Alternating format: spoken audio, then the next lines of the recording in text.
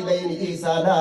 তারপরে আল্লাহ বলতেছেন তোমরা কি করো, পিতামাতার সাথে সুন্দর আচরণ করো, পিতামাতার সাথে সুন্দর আচরণ করো, আমি আল্লাহর ইবাদত করো, আমি আল্লাহর ইবাদতের মধ্যে কাউকে শরীক করিও না। 2 নাম্বার হলো আমি আল্লাহর ইবাদতের পর তুমি তোমার পিতামাতার সাথে সুন্দর আচরণ করো। পিতামাতার সাথে কি করো, সুন্দর আচরণ করো। যে উমরের কথা বলতেছিলাম, এই উমর রাদিয়াল্লাহু তাআলা আনহুর ব্যাপারে আল্লাহ নবী বলেন লাউ কানা বাদি নাবিয়্যুন লাকানা উমর। সহিহ হাদিস। আল্লাহ নবী বলেন আমার পরে যদি কেউ নবী হতো সেটা হলো হযরত উমর।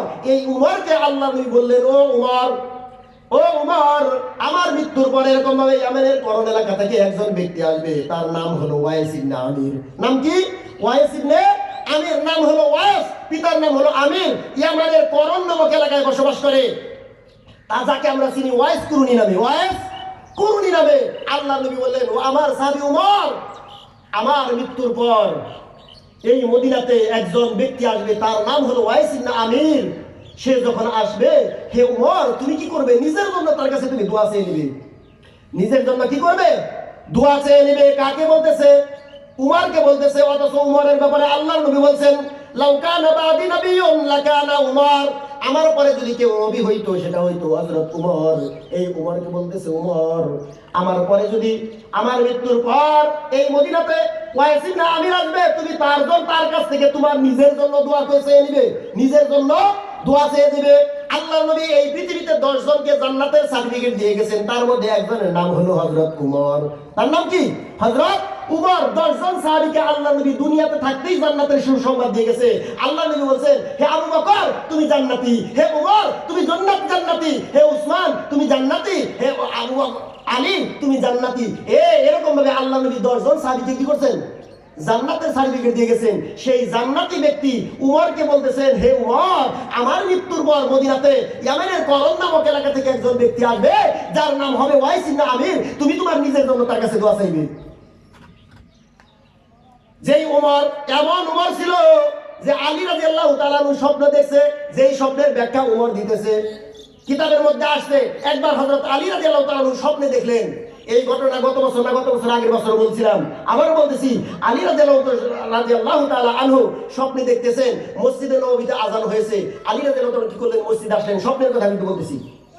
আলী রাদিয়াল্লাহু তাআলা মসজিদে আসলেন। মসজিদে আয়েশা আল্লাহর নবীর পিছনে 2 রাকাত ফজরের ফরজ নামাজ আদায় করলেন। ফরজ নামাজ আদায় করার পর প্রয়োজনীয় যে তাসবিহগুলো আছে এগুলো পাঠ করলেন। যেমন কি আয়াতুল কুরসি পাঠ করলেন, সুবহানাল্লাহ 33 বার, আলহামদুলিল্লাহ 33 বার, আল্লাহু আকবার 33 বার। এরপর একটা দোয়া আছে। এরপরে বিভিন্ন দোয়া পাঠ করে হযরত উমর আলী রাদিয়াল্লাহু তাআলা কি করলেন?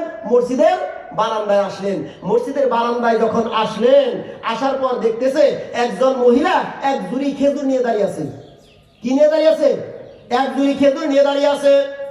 হযরত আলী রাদিয়াল্লাহু তাআলা বর্ণনা করেন ওই মহিলা আমাকে বলতেছে আল্লাহর নবী সাহাবী হযরত আলী রাদিয়াল্লাহু তাআলা আনহু, আমি আমাদের নবী বিশ্ব নবী জনাবে মুহাম্মদুর রাসূলুল্লাহ সাল্লাল্লাহু আলাইহি ওয়াসাল্লাম এবং তার সাথীদের জন্য এক ঝুড়ি খেজুর নিয়ে আসছি। হে আলী, আপনি কি করুন, এই খেজুরগুলোকে আল্লাহর নবীর কাছে নিয়ে দিন। আল্লাহর নবীকে বলবেন তিনি যেন এই খেজুর খায় এবং তার সাহাবাদের মাঝে বন্টন করে দেয়। আল্লাহর নবী যেন কি করে? এই খেজুর খায় এবং আল্লাহ নবী তার সাহাবীদেরকেও যেন কি করে? এখান থেকে দেয়। আলী রাদিয়াল্লাহু তাআলা কি করলেন? ওই ঝুড়িটা আবার মসজিদের ভিতর নিয়ে গেলেন। আল্লাহর নবীকে বললেন। আল্লাহর নবী ওইখান থেকে একটা খেজুর আলীকে দিলেন। কাকে দিলেন? আলীকে দিলেন। আলী রাদিয়াল্লাহু তাআলা বর্ণনা করেন এই খেজুরটা আমি মুখে দিলাম। মুখে দেওয়ার পর এত স্বাদ পাইলাম যে আমি খেজুর চিবুতেছি, এমন একটা অবস্থা আমার ঘুম ভেঙে গেল। আমি তখন শুনতে পেলাম মসজিদে বলতেছে আসসালাতু খায়রুম মিনান নাউম। আলী রাদিয়াল্লাহু তাআলা বলে ওই সময় আমার মুখের মধ্যে আমি ওই খেজুরের স্বাদ পাইতেছিলাম। সুবহানাল্লাহ, আল্লাহর নবীর দেওয়া খেজুরের স্বাদ পাইতেছিলাম। ওমর যে আবু বকর বলেন আমি এরকম ভাবে মসজিদে নববীতে গেলাম। ওই সময় তো আর আল্লাহর নবী জীবিত নেই, আবু বকরও জীবিত নেই। খলিফা হলেন হযরত উমর। উমর রাদিয়াল্লাহু তাআলা আনহু ফজরের ইমামতি করতেছে, উমর রাদিয়াল্লাহু তাআলা আনহু নামাজ পড়াইতেছে। আলী রাদিয়াল্লাহু তাআলা তার পাশে এরকম ভাবে 2 রাকাত নামাজ আদায় করলেন। নামাজ আদায় করার পর সালাম ফিরে এরকম ভাবে প্রয়োজনীয় দোয়াগুলো পাঠ করলেন। পাঠ করার পর হযরত আলী রাদিয়াল্লাহু তাআলা আনহু এরকম ভাবে মসজিদে নববীর বারান্দায় আসলেন। বারান্দায় আসার পর ঠিক স্বপ্নের ওই মহিলা এক ঝুড়ি খেজুর নিয়ে দাঁড়িয়ে রয়েছে। খেজুর নিয়ে কি করতেছে? দাঁড়িয়ে রয়েছে। ওই মহিলা বলতেছে হে আলী, আমি আল্লাহর নবীর সাহাবী আমিরুল মুমিনিন হযরত উমর এবং তার সাথীদের জন্য অর্থাৎ আল্লাহর নবীর সাহাবীদের জন্য এক জুড়ি খেজুর নিয়ে আসছি। হে আলী, আপনি কি করুন, এই খেজুরগুলা আমিরুল মুমিনিন হযরত উমরের কাছে নিয়ে যান, তাকে বলবেন তিনিও যেন এই খেজুর খায় এবং সাহাবাদের মাঝে এবং তার অনুসারীদের মাঝেও যেন বন্টন করে দেয়, তার মুসল্লিদের মাঝেও যেন বন্টন করে দেয়। আলী রাদিয়াল্লাহু তাআলা কি করলেন, ওই জুরি হাতে নিলেন, মসজিদে নববীর ভিতরে গেলেন। যাওয়ার পর উমরকে বললেন, হে উমর, একজন মহিলা এক জুরি খেজুর নিয়ে আসছে, উনি বলছেন আপনিও যেন এই খেজুর খান এবং আপনার সাথীদের মাঝেও যেন বন্টন করে দেন। আলী রাদিয়াল্লাহু তাআলা, উমর রাদিয়াল্লাহু তাআলা কি করলেন, ওইখান থেকে একটা খেজুর হযরত আলী রাদিয়াল্লাহু তাআলাকে দিলেন। আবু বকর আলী রাদিয়াল্লাহু তাআলা ওই খেজুরটা মুখে দিলেন। মুখে দেওয়ার পর বলতেছে, হে আলী, হে উমর, আপনি আমাকে আরেকটা খেজুর দেন না, আপনি আমাকে আরেকটা খেজুর দেন না। উমর রাদিয়াল্লাহু তাআলা বলতেছে, আপনাকে তো রাসূল একটাই দিছে, আমি আপনাকে কেমনে দুইটা দেই? আল্লাহ আপনাকে একটা দিছে, আল্লাহর নবী আপনাকে একটা দিছে, আমি আপনাকে কিভাবে দুইটা দেই? স্বপ্নে দেখছে কে? আলী। আর স্বপ্নের ব্যাখ্যা দিতেছে কে? হযরত উমর রাদিয়াল্লাহু তাআলা, এর নাম হলো হযরত উমর। এই উমরকে আল্লাহর নবী বলতেছেন, হে উমর, আমার মৃত্যুর পর এই মদিনাতে একজন ব্যক্তি আসবে, তার নাম হলো ওয়াইস ইবনে আমির। হে উমর, তুমি তোমার নিজের জন্য তার কাছ থেকে দোয়া চেয়ে নিও। কারণ কি, সে তার মায়ের খেদমত করেছে, সে মায়ের খেদমত করতে গিয়ে আমি নবীর সে সাহাবীত্ব অর্জন করতে পারে নাই, আমি নবীর সাহাবী হতে পারে নাই। আর সাহাবীর ক্ষেত্রে আল্লাহর নবী বলেন, as-sahabatu kan-nujum, আমার এক একটা সাহাবারা হলো আকাশের তারকার মতো, ইক্তাদাইতুম ইহতাদাইতুম, যদি তোমরা তাদের অনুসরণ করো তাহলে তোমরা হেদায়েত পাবে, তাদের হেদায়েত পাবে। হযরত আব্দুল কাদের জিলানী রাহমাতুল্লাহ আলাইহি, বড় পীর ছিল, তাকে আমরা চিনি, তাই না? বড় পীর নামে চিনি।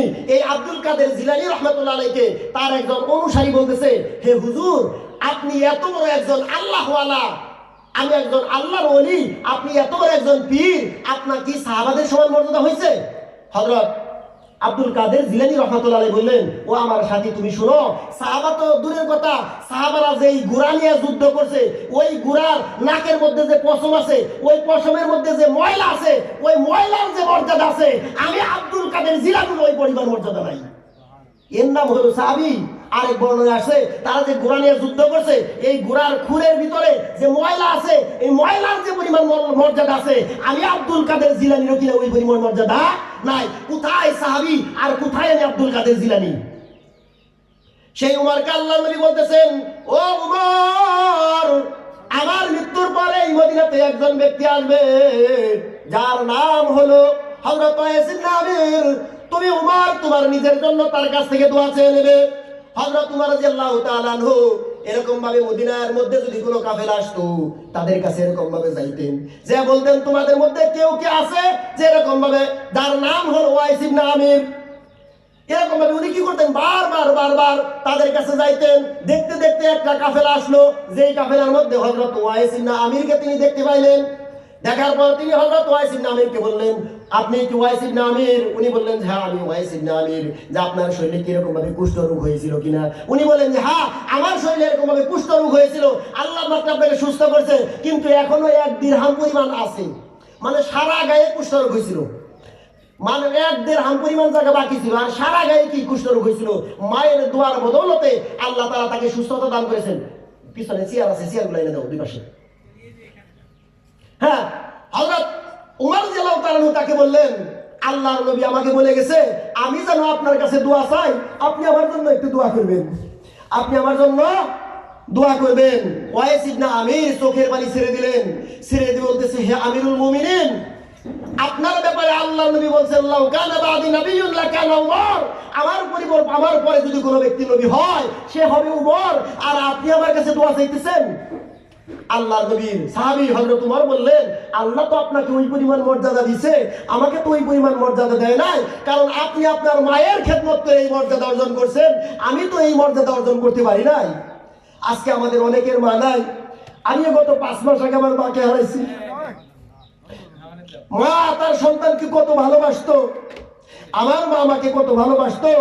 একবার দুইবার, আমি বারবার বলি, বিভিন্ন আলোচনায় গিয়ে বলি যে আমি যদি 2 ওয়াক্ত মসজিদে আযান না দিতাম, মা আমাকে ফোন দিত, মা ফোন দিত, এখন আর 5 মাস যাবত কোনো ফোন আসে না যে জাকির তোমার কি হয়েছে, তুমি আজান দাও না কেন, তুমি কেন আজান দাও না। আজকে এই মা আমার দুনিয়াতে নাই, আপনারা সকলে আমার মায়ের জন্য